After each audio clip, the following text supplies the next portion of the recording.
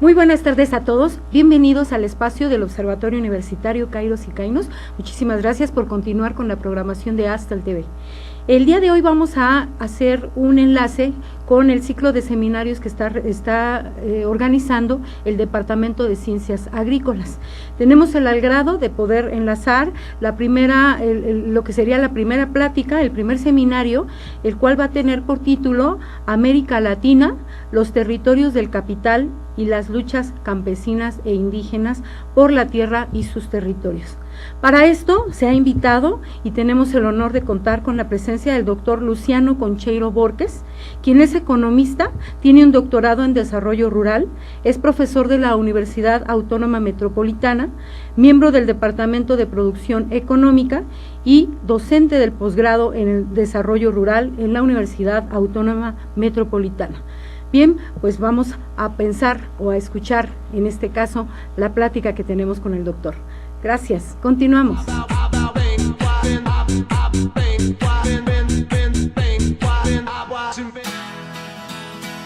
Crea tu propio negocio, haz realidad tu proyecto, comparte ideas para ganar dinero, impulsa y entrena tu talento, procura emprendimientos rentables y con futuro. Empieza hoy. Dayman, la receta del éxito.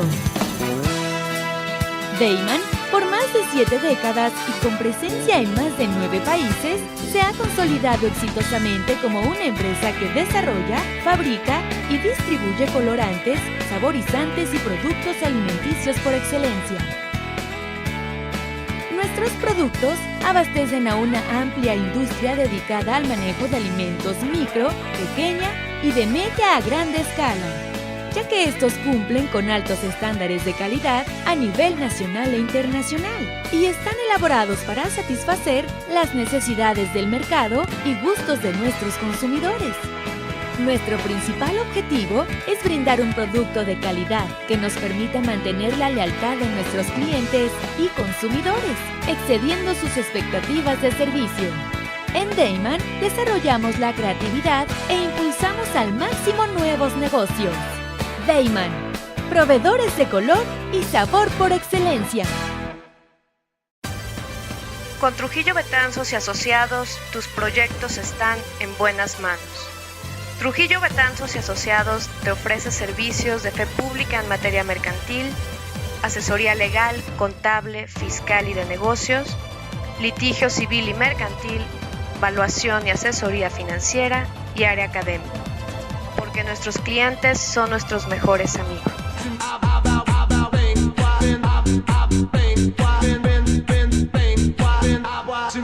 Empezaremos con nuestra clase del día de hoy. Podemos quedarnos aquí en esta parte, todos, por favor, muchachos, pueden pasar en esta parte. Gracias, doctor, por estar aquí. Y bueno, voy a presentar nuestra primera conferencia. El doctor Luciano Concheiro Borges, voy a leer parte de su currículum, es bastante amplio. Es profesor e investigador titular C de la Universidad Autónoma Metropolitana de Xochimilco.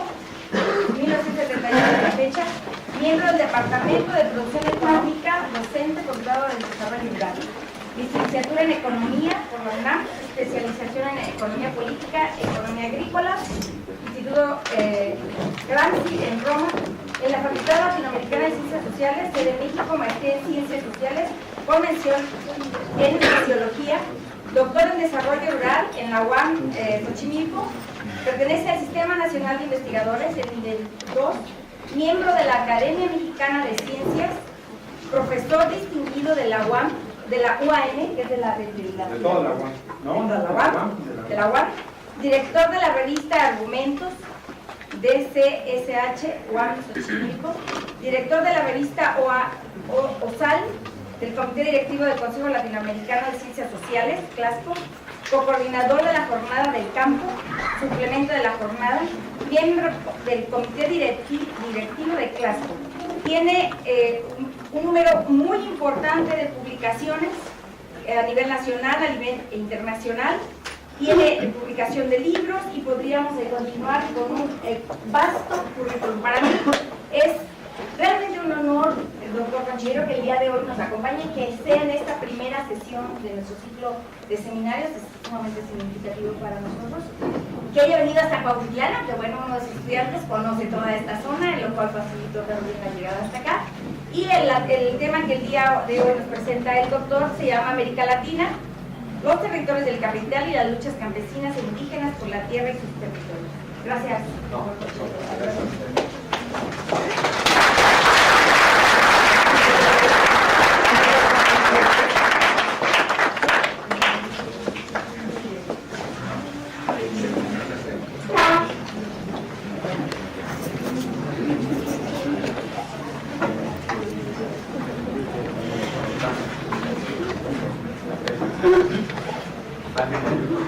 Si podemos hablar de ese continente muy nuestro, que ahora los pueblos indígenas, sobre todo de Panamá, y en la cinturita de nuestro continente o subcontinente, le llaman Abya Yala. Si podríamos hablar de un Abya Yala realmente existente, o solo nos une en esta América eso, el llamarnos América Latina y entonces definirnos alrededor de un referente latino, sea lo que esto sea. Ya nos llaman así en Estados Unidos, ¿no? En la Bacholandia nos dicen latinos. ¿Quiénes son esos latinos? Bueno, la inmensa mayoría somos mexicanos, pues eso. Pero si podríamos pensar, y así me lo plantearon, si existe la vigencia de un proyecto desde el mundo rural para nuestro continente. Y me atrevo a decir, y lo planteo así general, y además en homenaje al profesor García también, sí, con el cual me unen, por lo que oía, muchos elementos, hasta el año de nacimiento y otras cosas más, haber estudiado, sí, o tener una, digamos, disciplina como la economía de arranque, pero que nos transformamos en el camino, como muchos de ustedes se van a transformar, ¿no? Que vamos a hacer otras muchas cosas. Pero en homenaje a él y en esta perspectiva, sí podemos hablar entonces de esta Abya Yala, de esta América nuestra, ¿no? Y tratar de contemplar qué significa la cuestión rural en nuestro continente, a partir de un elemento y una palanca política, podríamos decir, fundamental para el mundo rural, que es la reinvención de los campesinos e indígenas de nuestro continente a partir de las reformas agrarias. Si podíamos, y esa fue la primera idea, hablar de la vigencia hoy en esta América Latina, la vigencia de la reforma agraria. Si podríamos hablar entonces de la vigencia, piénsenlo así ustedes, de los campesinos y de los indígenas en nuestro continente. Entonces, en esa perspectiva, ya verán la película, se la puedo decir el final, porque aquí no pasa nada, ¿no? No estamos viendo una película, sino haciendo una exposición. Podríamos adelantarles que efectivamente, si hay proyecto para nuestro continente, y no lo digo sin ninguna exageración, tiene que provenir de nuestras raíces, de nuestra Abya Yala profunda, de nuestro México profundo. Tiene que venir de ahí un montón de claves de cómo podríamos reconstruir nuestras vidas hoy que nos encontramos verdaderamente en una encrucijada. Desde mi punto de vista, ¿sí? los compañeros de Ayotzinapa desaparecidos, los 43 estudiantes, digamos, de una normal rural y de una organización política que hablaba de un futuro y habla de un futuro que es el socialismo, que habla también de una organización de estudiantes campesinos que fueron masacrados, y que no es que no haya otras masacres, como algunos han querido ya empezar a enterrar el asunto. Este país está tinto en sangre por todos lados, lo queramos ver, es verdaderamente sobrecogedor la situación en la cual se encuentra nuestro país. Pero ¿por qué nos conmovimos? Me conmuevo yo ahora nada más de mencionarlos. ¿Por qué nos conmovimos de esa manera? ¿Por qué asistimos a un acontecimiento que la gente en la calle, que no tiene nada que ver con la política, dice: una cosa es México antes de la desaparición de los 43 estudiantes y otra cosa es México después de ese acontecimiento? Es un acontecimiento que, como los que vivimos 68, yo con 15 años en la plaza del 2 de octubre, podemos decirle, ahí vivimos, los que somos ya viejos, esa gran experiencia de giro de este país.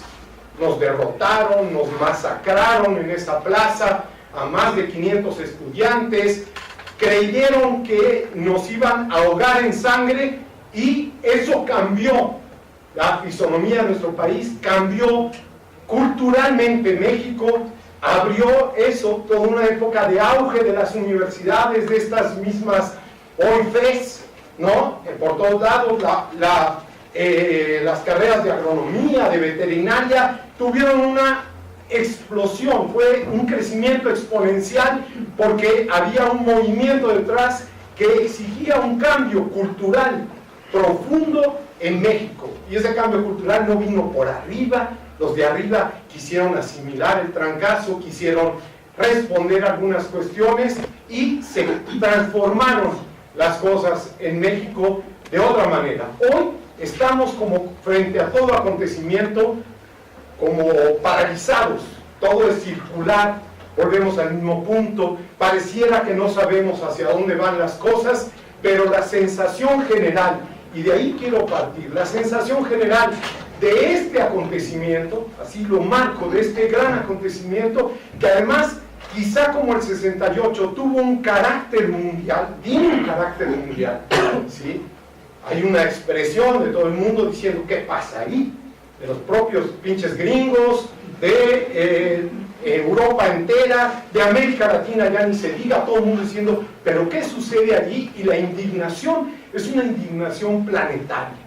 Es una indignación que nos ocupa a todos, y nos ocupa sobre todo a los que trabajamos en el mundo rural, porque eran estudiantes campesinos, la gente, digamos, y no lo digo por pobretearlos, pero sí con gente que tiene condiciones de vida muy limitadas, muy difíciles, y sin embargo tiene una dignidad del tamaño del mundo, ¿sí?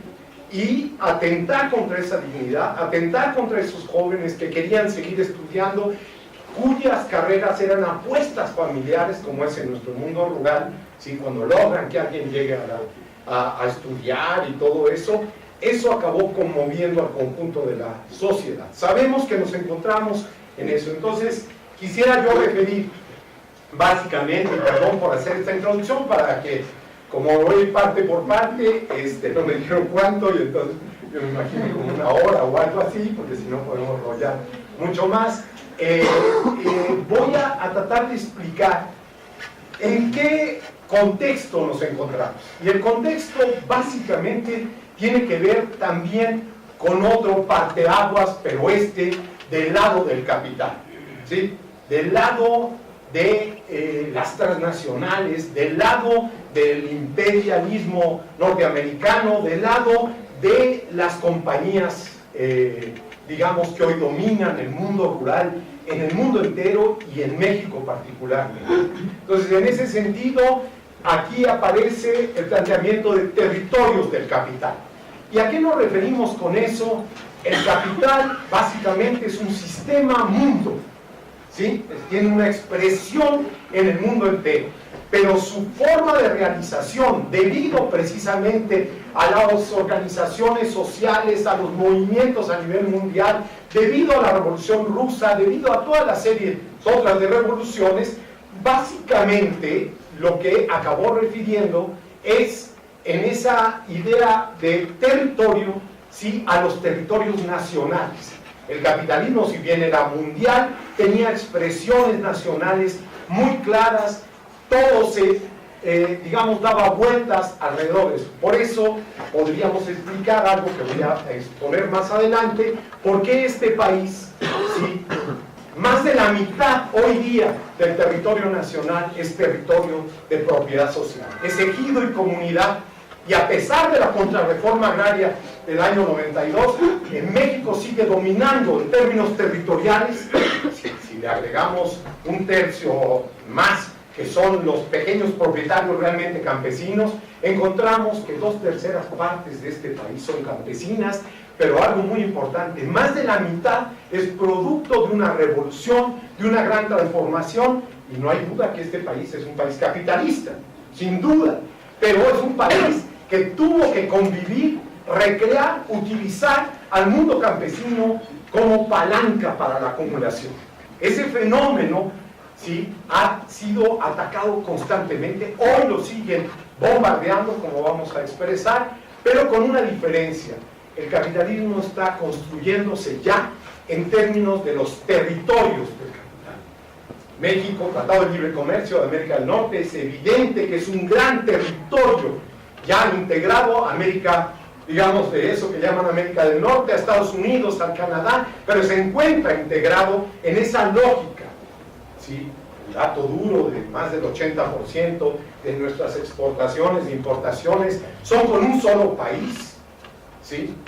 Y pensamos que cuando creciera este país íbamos a crecer nosotros, pues tampoco, ¿no? Ahorita la locomotora norteamericana echó a andar ya hace más de un año, supuestamente, ahí va más o menos, y nosotros ni siquiera somos el cabuz de esa, sino somos precisamente, tenemos otra condición, básicamente frente a ese territorio del capital que tiene las dimensiones, por ejemplo, de América del Norte. Pero en mismo México nos encontramos con territorios internos del capital, ¿sí?, con zonas enteras donde los municipios están al servicio de las transnacionales. Bueno, Tehuacán, Puebla, para no poner un ejemplo nada más rural, sino urbano, si ustedes quieren. Tehuacán es azul, y azul en todos los sentidos. Azul porque es panista, ¿sí? Azul porque el agua toda está contaminada y todo el territorio está pintado de azul, porque es allí donde se tiñe la mezclilla, ¿sí?, que se arma en pantalones para Estados Unidos, ¿no? En este país se ensambla, porque ni siquiera el hilo es de México, sino el hilo, los cortes, solo lo que contamina al extremo, como es teñir la mezclilla.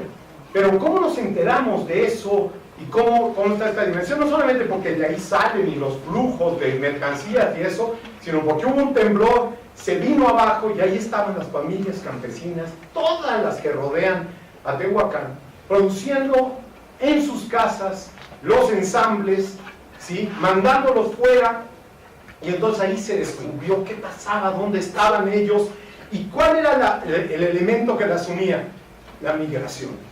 Ahí se acumulaban los 2,000 y cacho dólares, ¿sí?, hasta el año pasado, que costaba pasarse con los coyotes del otro lado, y entonces los jóvenes, una rotación impresionante, toda la familia campesina metida en esa estrategia, pero como una estrategia campesina para la migración, combinado con la poca agricultura que persiste ahí, etcétera, todo ello. Entonces tenemos esta impresionante, y esos son territorios enteros, porque se apropian de nuestra propia vida. Entonces, cuando digo yo la palabra territorio, no es región, no es que esté integrado básicamente a un área donde entonces decimos, miren, en esa área sí conviven el capital, el esto, el otro. No, están chupándonos nuestras propias vidas, se meten en nuestras familias, imponen ritmos al capital que van hacia el interior de cada uno de nosotros. todos dependemos de lo mismo. En ese sentido, toda la esfera que llamamos los economistas, la esfera de la reproducción, ¿sí?, se encuentra en manos también del capital. En esa visión, lo que queremos decir entonces que es la apropiación no solamente de la esfera productiva, sino de la vida misma. Ya veremos cómo los movimientos sociales que dan respuesta a esto son movimientos por la vida, en contra de la muerte, ¿sí? Ese es un punto central. Hoy estamos frente a movimientos que reivindican, frente a los transgénicos, que son proyectos de muerte, frente a las mineras, que son proyectos de muerte, frente a las mega obras hidráulicas y carreteras y esto y lo otro, están enfrentándose frente a esos proyectos de muerte con proyectos de vida, con alternativas generales, etcétera, que las hay en este país, en guerra no declarada, pero las existen y muy importantes. Y ahí se encuentra parte de eso. Bueno, y hay entonces enfrentando luchas campesinas e indígenas, ¿sí?, muy importantes en México, por la tierra, siguen luchando por la tierra, pero también por sus territorios. Pero no es privativo de México, y eso voy a referir fenómenos que nos refieren al conjunto del continente. ¿Sí? Quisiera partir ahí con ustedes, me voy a ir más o menos rápido para poder hacer un intercambio. Hubo en el continente, desde la Revolución Mexicana, reformas agrarias que podemos llamar profundas, que modificaron las estructuras de poder en nuestro continente, que fueron reflejadas después en reformas agrarias hechas por arriba, a través de lo que básicamente... gracias. Sí, les sigo.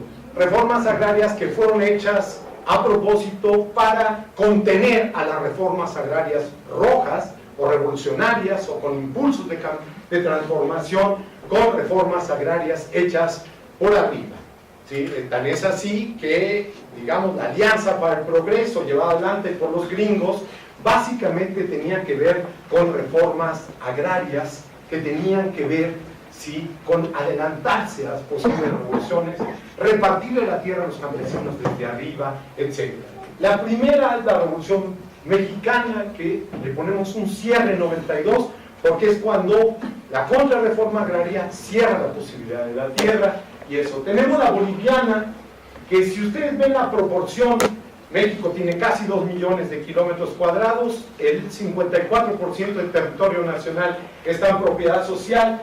Bolivia son 57 millones de hectáreas repartidas en el año 52, con la revolución del 52, y después con la apropiación que hacen los militares de este proceso y la alianza militar campesina que se da en Bolivia también, ¿sí?, y de los golpes de Estado y la represión sobre la clase obrera, los mineros bolivianos, etcétera, pero que llega a un reparto de 57 millones de hectáreas, ¿sí? Estamos hablando de que Bolivia tiene poco más de 100 millones de hectáreas. Entonces vean la proporción también que tiene en un país como Bolivia la reforma agraria. Es más de la mitad del país. En términos, digamos, de proporción a México, estamos hablando de una profunda reforma agraria también en Bolivia. Hay sus distinciones, no hay tiempo para explicarlas. Diríamos, la reforma agraria mexicana se le da a grupos, a colectividades. La reforma agraria boliviana mantiene las estructuras culturales, pero es un reparto individual de la tierra, tiene otras condiciones, eso tiene otros efectos, le da una continuidad distinta, y hoy está planteándose otras cosas. La revolución cubana, y ponemos 58 con todo, porque son los primeros repartos que se dan en la Sierra Maestra, ¿sí? Y esos primeros repartos hoy hasta 2015. ¿Y por qué pongo hasta 2015? Porque llevamos 3 reformas agrarias en Cuba fundamentales. La del principio de la revolución, a imagen y semejanza de la mexicana, ¿sí?, con técnicos mexicanos, con agrónomos mexicanos, con agrimensores mexicanos, con gente que se fue para allá al reparto. Por cierto, el que iba ya sabía que tenía que llevar una guitarra, porque no nos ven los cubanos y dicen, a ver, cántame una cancioncita, ¿no? ¿Sí? Se parece que todos tenemos que cantar y esas cosas. Hoy van en la tercera reforma. Ahí hablamos de un reparto fundamental, que fue acabar con el latifundio en las 3 reformas que he mencionado hasta ahorita, acabar con el latifundio, cambiar las estructuras de poder y generar otra estructura radicalmente distinta en términos de lo que significa acabar con los terratenientes, con los señores de la tierra en esos países. Esto es fundamental. Ahí hay un cambio de mentalidad, ahí ocupa el mundo campesino una perspectiva también social, política, cultural, como deberíamos plantearla. Pero ¿qué pasa con la Revolución Cubana? A imagen y semejanza de la planificación soviética, ¿no? de la URSS de aquellos tiempos, empieza a ganar, ¿sí?, espacio, y sobre todo con un cultivo que podemos llamar enemigo del hombre, de alguna manera, que es el de la caña de azúcar, ¿no? La caña de azúcar no hay más que hacerla en grandes superficies para que sea rentable, no hay más que hacerla si no quiere ocupar tanta fuerza de trabajo mecanizada, traga todo el agua que uno se imagine, genera los desechos. En México es uno de los principales, ¿sí?, causantes de la contaminación de los ríos en nuestro país hasta hoy día, de todo eso. Y entonces la caña de azúcar efectivamente gira alrededor de la agroindustria, ¿sí?, de los ingenios azucareros, y esa es la que acaba determinando buena parte de una centralización del poder. Con la crisis del precio del azúcar en Cuba y con también la falta y el cierre de todos los mercados, Cuba empieza a producir más y cada vez más sus alimentos y se propone modificar hasta el sentido de la agricultura. Hoy el 70% de lo verde que consume La Habana, 70% lo produce La Habana y sus alrededores. Tenemos una agricultura urbana de la cual deberíamos estar aprendiendo todos nosotros, impactante. Ahí hay una verdadera revolución en ese sentido. Pero en la agricultura que ha sucedido hoy es mayoritarias ya las cooperativas, no estatales, sino cooperativas campesinas, en una diversificación de la producción también que se va extendiendo, y esa es una verdadera revolución, porque en vez de tener cooperativas estatales y en realidad ser trabajadores del Estado, ahora son trabajadores de sí mismos en la propia Cuba. Hoy es mayoritario ya esto, estamos llegando a casi el 70% de la tierra organizada por campesinos, alrededor de empresas campesinas, de cooperativas campesinas y de pequeños campesinos dispersos, que la cooperativa es para vender o para comprar insumos. O sea, ni siquiera los niveles de agregación son todos iguales y tienen toda otra perspectiva. En Perú, que es el otro país de radical reforma agraria también, más tardía, pues porque estamos hablando del año 69 y que dura hasta el 79, hasta otro golpe de Estado que tiene toda una dinámica, también ocupa un proceso de destrucción de la vieja clase dominante. La chilena, que es una de las causas, acaba en 73, es una de las causas radicales de, digamos, el golpe militar y todo eso, pero que también significa esta cantidad en países mucho más pequeños de reparto agrario. Finalmente tenemos Nicaragua, y más abajo que no se ve El Salvador, y tendríamos ahí entonces una serie de cambios fundamentales también. No me detengo porque si no podría estar en el chorro mareador todo eso: Guatemala, Honduras, Nicaragua, El Salvador, Panamá. O sea, tenemos una serie de ejemplos. Pero entonces, ¿qué sucede? Podríamos decir, con esas reformas agrarias, hablar de que, miren, ese es nuestro continente. No, nuestro continente hoy es el más desigual del mundo en términos del reparto de la tierra. Si a nivel mundial, y este es un índice, perdonen, me salto todo eso, que es el índice de Gini, que nos habla de cuánta concentración existe en una serie estadística determinada, etcétera. Pero si a nivel mundial es de 0.64, América Latina 0.81, y vean en Asia 0.56, menos de la media, América del Norte mismo, Estados Unidos estamos hablando, Canadá estamos hablando. Imagínense la concentración que debe haber en nuestro subcontinente, que tiene ese índice tan elevado, el más elevado del mundo, el que habla de una concentración, el que habla en este continente de el poder de los señores de la tierra. hoy reconvertidos en agroindustriales, en esto, el otro, pero donde, miren hasta en Oriente Medio, cómo se encuentra esa jugada, ¿sí? Pues nada más que se lleven esto. Esto es por países. Paraguay es el peor, Colombia, Brasil, Venezuela, hacia arriba, cómo va el nivel de concentración de la tierra. Esto es la gráfica. Perú es el primero, por si no alcanzan a ver. México, por arriba, Bolivia, etc. Ahí vamos. Entonces es un de grandes contrastes, ¿sí? Este continente. Hay países con un reparto agrario importante, con una desigualdad con respecto a la tierra nada más, impresionante, pero otros donde la concentración efectivamente es casi total.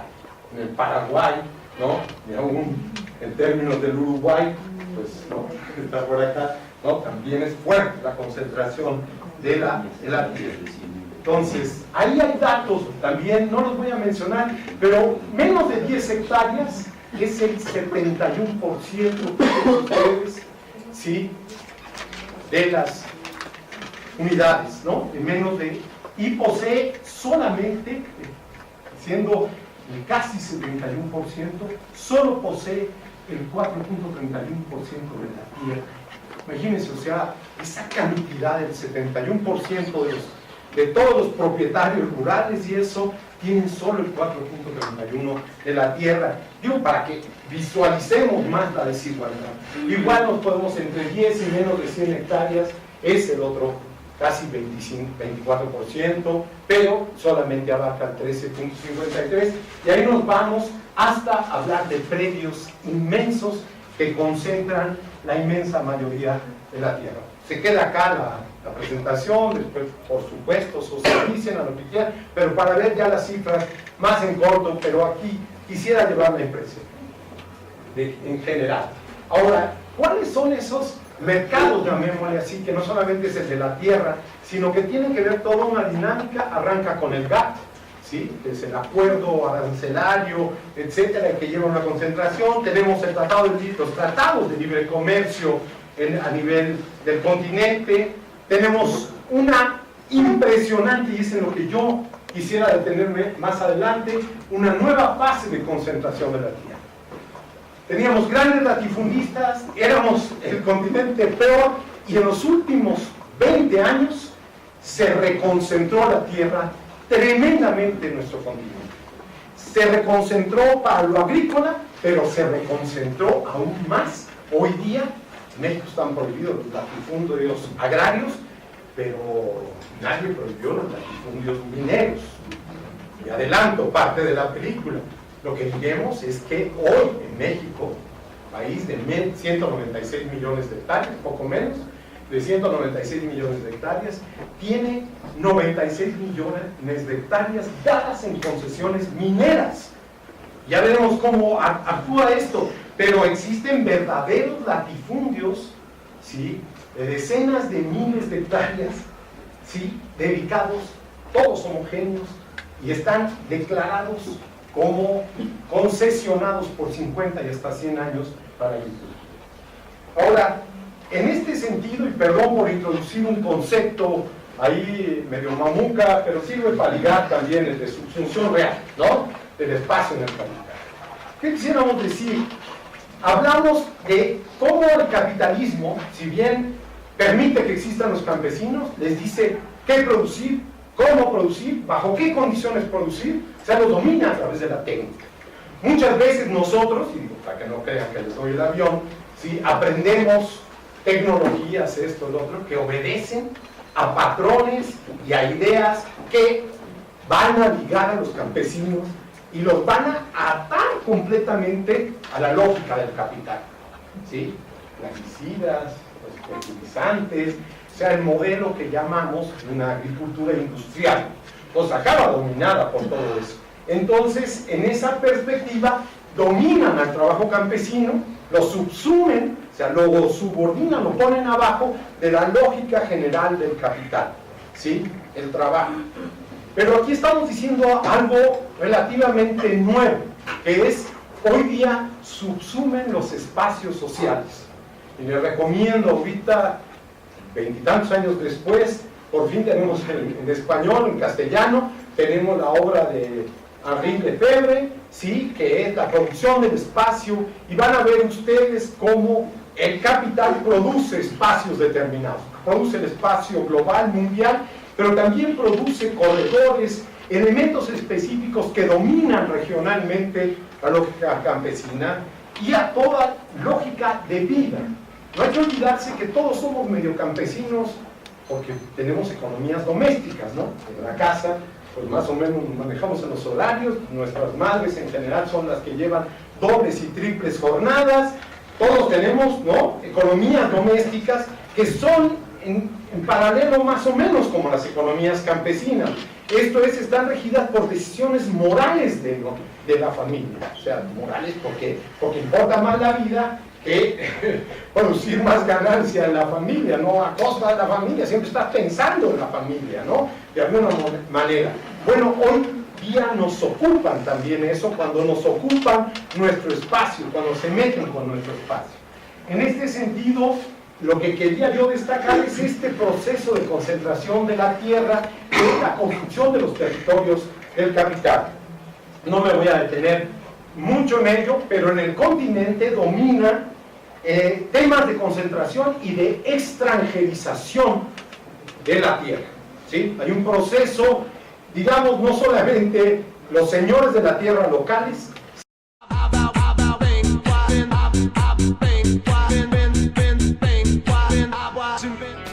En Deiman contamos con 3 centros de distribución en México, ubicados en las ciudades de Guadalajara, Puebla y México. Distribuimos al interior de los Estados Unidos por medio de un centro de distribución ubicado en la ciudad de El Paso, Texas. Atendemos Centro y Sudamérica con apoyo de nuestro centro de distribución en Lima, Perú. Actualmente, comercializamos nuestros productos en España a través de nuestro distribuidor ubicado en Madrid, lo que nos permite ser una empresa de talla internacional, dispuesta a servirle y brindarle asesoría para el óptimo uso de nuestra amplia gama de productos. Cabe destacar que todos los productos elaborados en Deiman se fabrican con ingredientes aprobados por la Secretaría de Salud en México y FDA en Estados Unidos. Contamos con capacidades operativas, certificados kosher, programas de buenas prácticas de manufactura, controles de saneamiento, sistema de atención a quejas y reclamaciones, seguridad industrial, auditorías internas y un programa de trazabilidad y recuperación de producto. Deiman, proveedores de color y sabor por excelencia. Ruiz Robles, corredores públicos y peritos traductores. Trabajamos para darles seguridad, confianza y un servicio profesional en sus asuntos relacionados a fe pública, valuación, arbitraje comercial, asesoría jurídica y traducciones. Para nosotros lo más importante es su satisfacción, brindándole además la asesoría jurídica necesaria en su negocio, con un equipo de profesionales capacitados para prevenir y resolver situaciones de riesgo en su empresa. Le aseguramos una asistencia profesional personalizada y humana a quien consideramos más importante, el cliente, porque las oportunidades pequeñas son el principio de las grandes empresas.